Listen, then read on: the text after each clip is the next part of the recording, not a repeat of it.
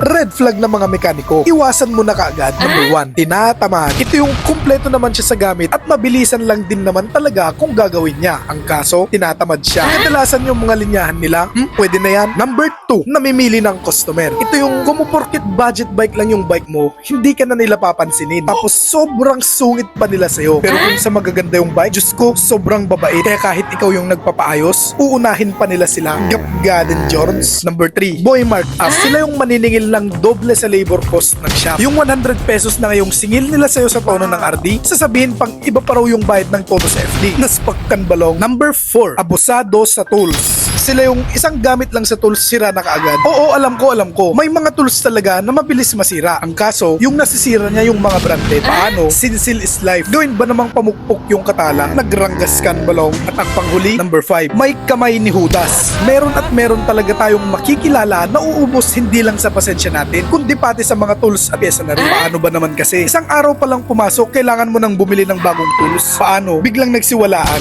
Go! Sakit ni ulo. Buti na lang, hindi ko pa nasubukan yung mga yan. Ako kasi yung gumagawa.